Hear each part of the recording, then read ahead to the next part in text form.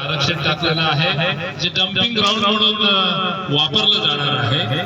Dumping ground जर वस्तीमध्ये असल्यावर काय त्रास होतो हे गोखिवरा येथील आपले नागरिक सहन करत आहेत। हे आरक्षण जिकडे वस्ती नाही अशा पूर्वपट्टीत टाकलं पाहिजे अशी आपली आग्रहाची मागणी आहे।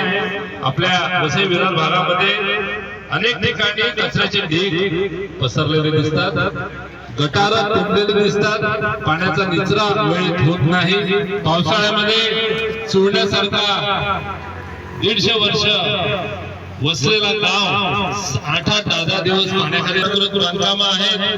आपल्याकडे जे आरोग्य सेवा आहे, आरोग्य सेवे अपुऱ्या प्रमाणात आहेत। आरोग्य सेवक आपल्याला मिळत नाही, औषधं आपल्याला दिली जात नाही। सर्वसामान्य लोकांना औषधं न देणं आणि त्यांना फक्त प्रिस्क्रिप्शन आता देऊन त्यांच्या पैशाने औषध आणायला सांगणं याचा देखील आम्ही जाहीर निषेध आज या आंदोलनामार्फत करणार आहोत। अनेक मुद्दे आहेत, एक निवेदन आपण आयुक्तांना देणार आहोत आणि ते आपले पालकमंत्री यांच्याकडे देखील हे निवेदनाची कॉपी आम्ही देणार आहोत। वसई विरार जिल्ह्याचे प्रभारी जे थॉमस आपल्यामध्ये आहेत, आपल्या कोर कमिटीचे सदस्य डॉक्टर दिनेश कांबळे आपल्यामध्ये आहेत, आपले सर्व ब्लॉक अध्यक्ष आहेत, जिल्हा काँग्रेसचे पदाधिकारी आहेत, महिला काँग्रेसच्या जिल्हाध्यक्ष आहेत, त्यांचे ब्लॉक अध्यक्ष आहेत, रामदास वाघमारे SC/ST सेलचे प्रमुख आहेत, जिल्ह्याचे सचिव देखील आहेत, सरचिटणीस आहेत, त्यांचे देखील मोठ्या प्रमाणात त्यांनी